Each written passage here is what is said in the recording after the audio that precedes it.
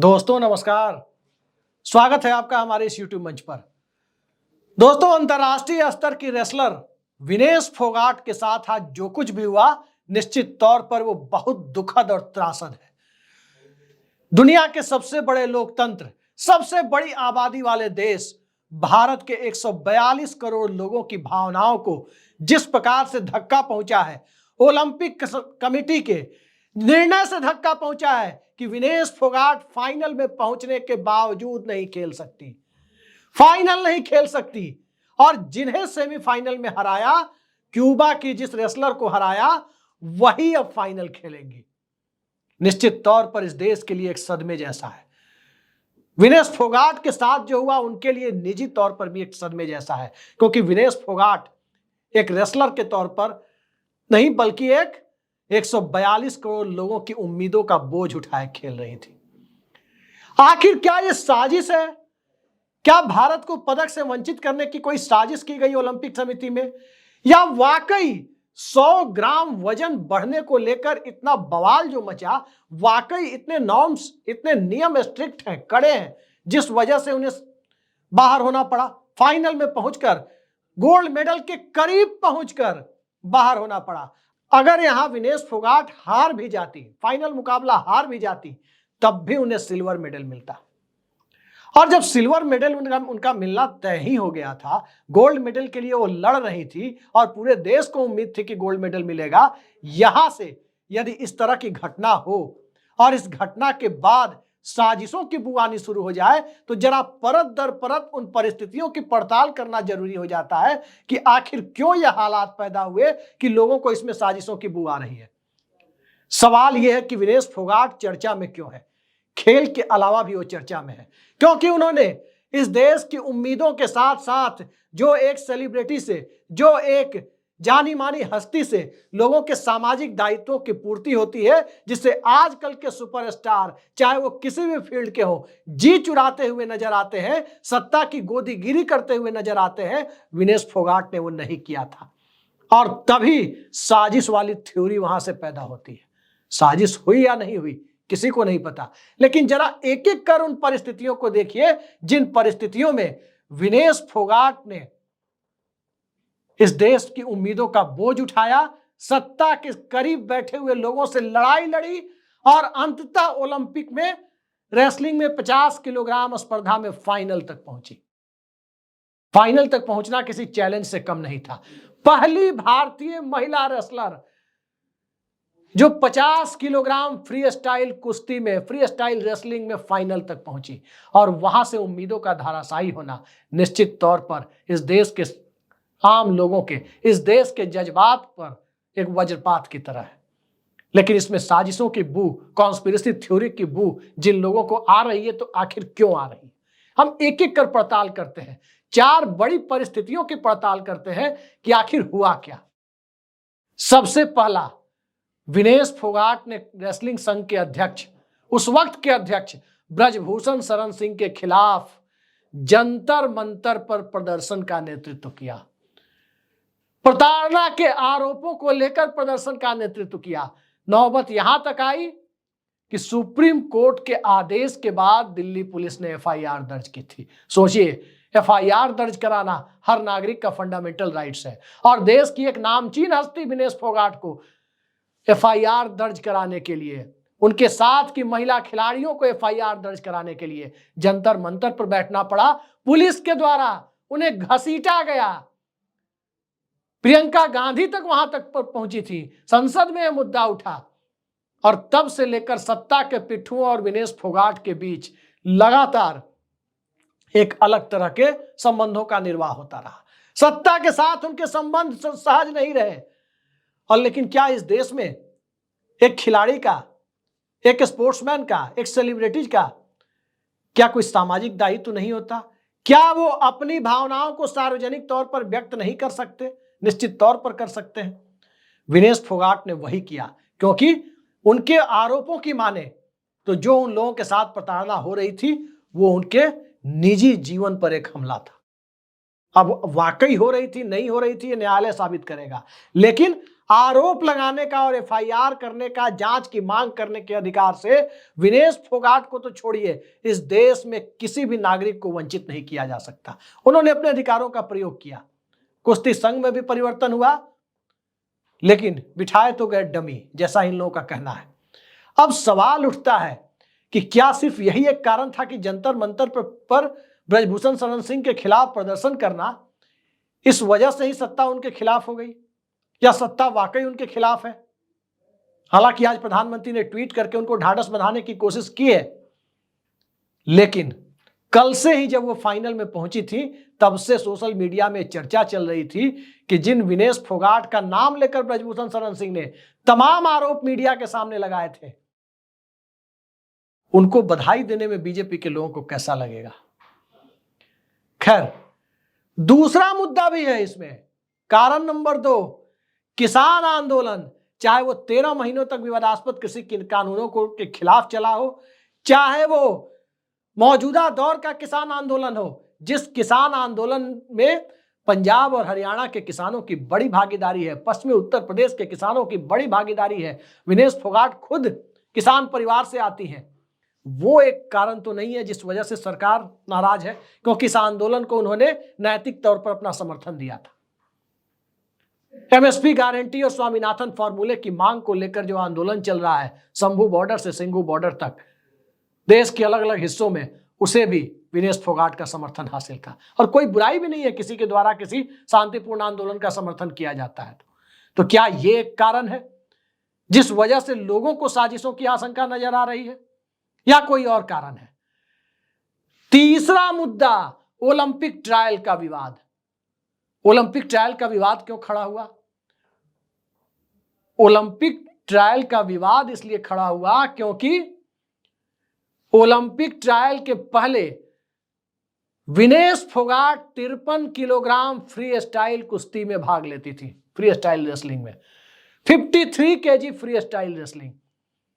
लेकिन वहां पर 53 केजी फ्री स्टाइल रेसलिंग में अंतिम पंघाल का चुनाव किया गया। अब स्वाभाविक है कि अंतिम पंघाल जब 53 किलोग्राम में जा रही है, तो 53 किलोग्राम में भारत का प्रतिनिधित्व दूसरा कोई कैसे करेगा? तब 50 किलोग्राम 50 केजी वेट में, मतलब जिन एथलीट्स का वजन 50 किलो हो या उससे कम हो, वो उस कैटेगरी में फाइट कर सकती थी। उन्होंने अपना वजन घटाया, पहले से भी उनका वजन 53 किलो से कम था और कम किया, और 50 किलोग्राम में वो भाग लेने गई। 50 किलोग्राम में वो भाग लेने गई। उस वक्त भी अंतिम पंघाल को जब चुना गया, तब बहुत सारे लोगों का मानना था कि वो तो 53 किलोग्राम फ्री स्टाइल में खेलती हैं, उन्हें 50 किलोग्राम में जाने को क्या मजबूर तो नहीं किया गया। हालांकि आज की जो खबर है, अंतिम उपलब्ध खबर है, उसमें प्री क्वार्टर फाइनल में अंतिम पंघाल 53 किलोग्राम के फ्री स्टाइल रेसलिंग प्रतियोगिता में 10-0 से हार गई है। 10-0 से अंतिम पंघाल की हार देश के लिए देश के सपने के टूटने जैसा है। अंतिम पंघाल की प्रतिभा पर हम शक नहीं कर सकते। जैसे विनेश फोगाट देश की एक एथलीट है, अंतिम पंघाल भी देश की एक एथलीट है।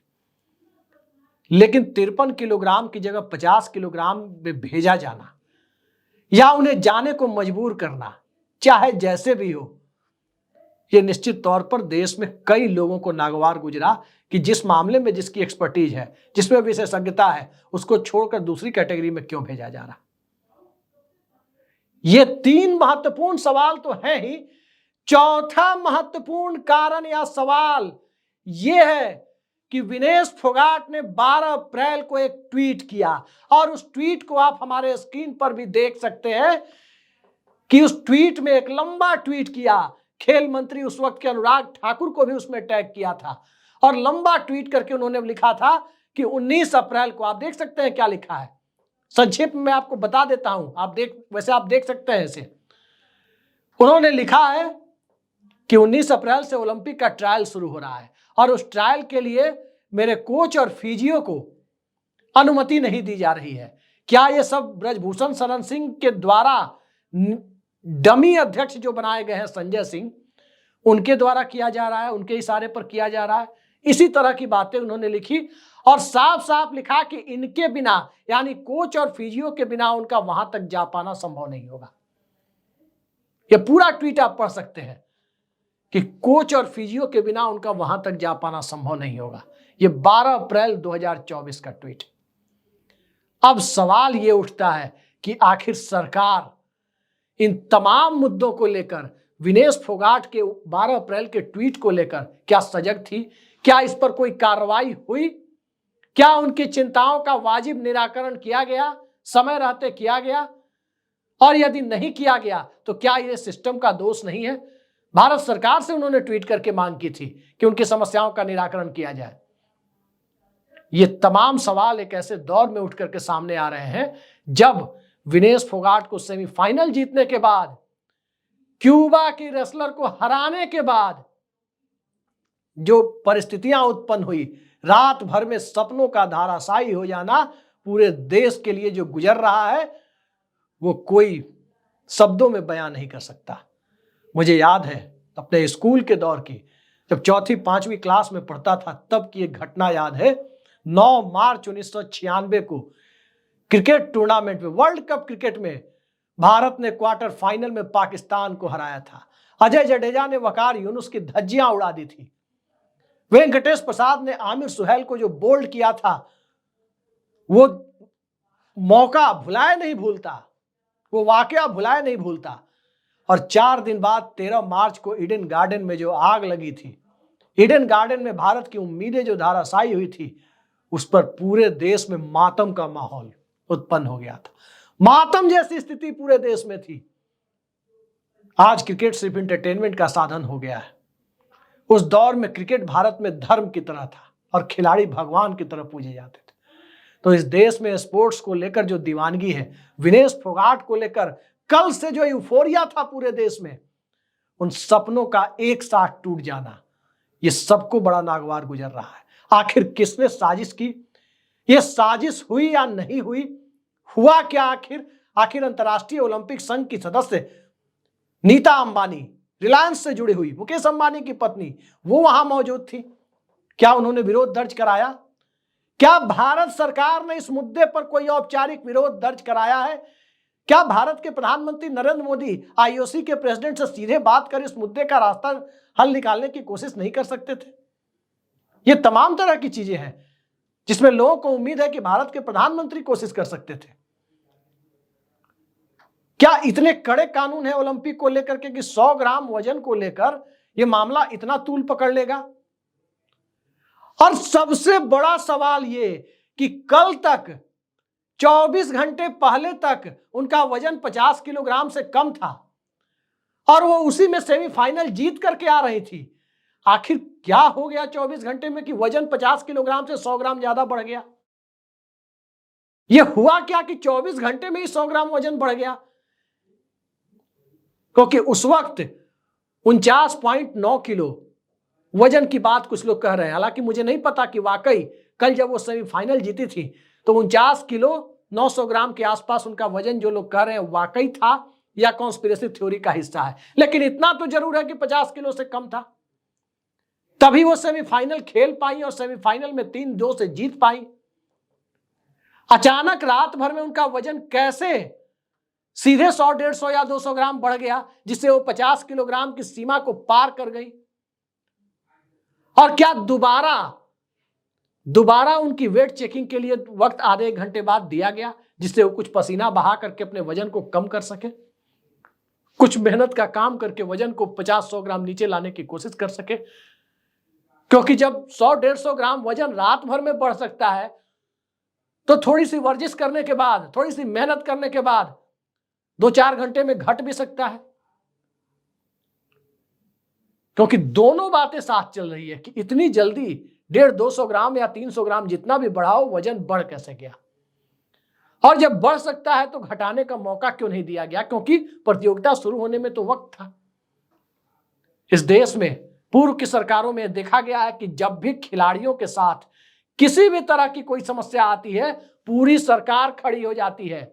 2002 में न्यूजीलैंड के दौरे पर भारत की क्रिकेट टीम गई थी और भारत की क्रिकेट टीम जब न्यूजीलैंड के दौरे पर गई थी, उस वक्त हरभजन सिंह और कुछ क्रिकेट खिलाड़ियों के जूते से महक आ रही थी, स्मेल आ रही थी। और न्यूजीलैंड में साफ सफाई को लेकर जो कानून है उससे पूरी दुनिया परिचित है। उन लोगों पर फाइन लगाया गया था, वहां एयरपोर्ट से निकलते ही फाइन लगाया गया, जुर्माना ठोका गया। उस वक्त भारत सरकार खिलाड़ियों के पक्ष में खड़ी हो गई और मामला जाकर रफा दफा हुआ था। क्या विनेश फोगाट के मामले में भारत सरकार खड़ी नहीं हो सकती थी? क्या भारत का विदेश मंत्रालय, क्या भारत का प्रधानमंत्री कार्यालय औपचारिक विरोध इस मुद्दे को लेकर आईओसी के सामने दर्ज नहीं करा सकता था? आज तो जिस तरह से भाजपा सांसद हेमा मालिनी संसद के अंदर बयान दे रही, संसद के बाहर, संसद के अंदर नहीं, पार्लियामेंट कैंपस में जिस ढंग से पत्रकारों से बात कर रही है, वो 100 ग्राम का महत्व समझा रही है। ऐसा लग रहा है विनेश फोगाट पर तंज कस रही हो। और जिस तरह से कल रात से ही सोशल मीडिया पर चर्चा चल रही थी कि आखिर जिस विनेश फोगाट का इतना विरोध किया गया किसान आंदोलन में या जंतर मंतर पर महिला पहलवानों के आंदोलन में, खासकर भारतीय जनता पार्टी के लोगों से जुड़े हुए लोगों के द्वारा मेडल जीतने के बाद आखिर वो किस मुंह से बधाई दे पाएंगे, कल रात से ही ट्विटर पे चल रहा था, तमाम दूसरे सोशल मीडिया प्लेटफॉर्म्स पर भी ये चल रहा था। तो कहीं ये झेप मिटाने के लिए भारत सरकार ने इस मुद्दे पर चुप रहना उचित तो नहीं समझा है? आखिर कारण क्या है? भारत सरकार को निश्चित तौर पर अपने खिलाड़ी के साथ खड़ा होना चाहिए। विनेश फोगाट के लिए उनकी मजबूरियों को समझा जा सकता है, उनके दुख को समझा जा सकता है, इस देश की उम्मीदों का बोझ उठाए व्यक्ति के दुख को आसानी से समझा जा सकता है। लेकिन जो परिस्थितियां विनेश फोगाट को लेकर पैदा हुई है, उन परिस्थितियों में बहुत सारी चीजें साफ हो जाती है। पहला, आईओसी का नॉर्म्स, जिस सेक्शन 11 की आर्टिकल 11 की बात की जा रही है, जिस आर्टिकल 11 के माध्यम से यह चिट्ठी निकली है कि उन्हें इस प्रतियोगिता से डिस्क्वालीफाई किया जाता है, क्या उसमें लचीलापन का कोई कानून है? और 100 ग्राम वजन, जो सबसे बड़ा सवाल है कि 50 किलोग्राम से नीचे का वजन 50 किलोग्राम से 100 ग्राम ऊपर महज एक रात में कैसे पहुंच गया? इसके लिए तो किसी डायटिशियन या किसी डॉक्टर से ही बात करनी होगी कि आखिर ऐसा होता भी है क्या। लोग तो वजन बढ़ाने और घटाने के लिए दवाइयां खाते हैं, रोज 3-3, 4-4 किलोमीटर पैदल चलते हैं, अपनी टमी घटाने के लिए भी लोग पैदल चलते हैं, एक्सरसाइज करते हैं, तो जल्दी घटती नहीं है, जल्दी बढ़ती नहीं है। दुबले पतले लोग बढ़ाने की कोशिश करते हैं और जो हेल्दी लोग हैं, ओवरवेट लोग हैं, वो घटाने की कोशिश करते हैं। 24 घंटे में आधा वक्त उनका इसी में जाता है कि वजन घटेगा कैसे, अब बढ़ेगा कैसे। तब तो हो नहीं पाता। कमाल का लॉजिक है कि रात भर में 100-200 ग्राम वजन बढ़ जाता है या 250 ग्राम वजन किसी का बढ़ जाता है। और इसी लॉजिक के बाद जो परिस्थितियां पैदा हो रही है, उसमें 12 अप्रैल का ट्वीट, विनेश फोगाट का ट्वीट बड़ा मौजू हो जाता है और साफ साफ उस ट्वीट से जाहिर होता है कि कहीं ना कहीं सरकार से वो बहुत ज्यादा खुश नहीं थी। खासकर उनके सिलेक्शन को लेकर, उनके प्रति रवैये से विनेश फोगाट बहुत ज्यादा खुश दिखाई नहीं दे रही थी और इसी वजह से लोगों को साजिशों की बू आ रही है। लेकिन फिर भी हमारा मानना है कि भारत सरकार ने अपने खिलाड़ी के साथ खड़े रहने का फैसला निश्चित तौर पर किया है। तभी प्रधानमंत्री का भी ट्वीट आप देख सकते हैं, प्रधानमंत्री ने विनेश फोगाट को ढांढस बढ़ाने वाला ट्वीट किया है। आने वाले वक्त में इस मुद्दे पर निश्चित ही जांच होनी चाहिए और ओलंपिक समिति और भारत सरकार को इस मुद्दे पर साफ साफ बातचीत करनी चाहिए कि आखिर एक एथलीट के साथ, आखिर एक रेसलर के साथ ऐसा हुआ क्यों। देखते हैं सरकार क्या करती है और भारतीय ओलंपिक संघ क्या करता है, आईओसी क्या करती है, आयोजक क्या करते हैं। और इन सब के बीच सियासतदान जो खेल में घुसे हुए हैं, कहीं कोई नेता घुसा हुआ है तो कहीं कोई नेता का बेटा घुसा हुआ है। क्रिकेट बोर्ड में सचिव कौन है? अमित शाह जी के बेटे, गृह मंत्री के बेटे, ब्रजभूषण शरण सिंह के बेटे, उसमें घुसे होने की बात आती है रेसलिंग फेडरेशन में। हालांकि अब तो रेसलिंग फेडरेशन में ब्रजभूषण शरण सिंह के बेटे हैं या नहीं मुझे नहीं पता, लेकिन जो ट्वीट 12 अप्रैल का है उससे साफ जाहिर होता है कि उसमें ब्रजभूषण शरण सिंह के डमी जरूर काबिज है। अब देखते हैं डमी के काबिज होने की वजह से सरकार ने मामला नहीं उठाया है बहुत मजबूती से, या रेसलिंग फेडरेशन ने मामला बहुत मजबूती से नहीं उठाया है, या कोई और वजह है, या वाकई कानून इतने कड़े हैं जिस वजह से मामला नहीं उठाया गया? आने वाले वक्त में इसका पर्दाफाश होगा, सब कुछ आपके सामने आएगा। फिलहाल के लिए इतना ही। नमस्कार।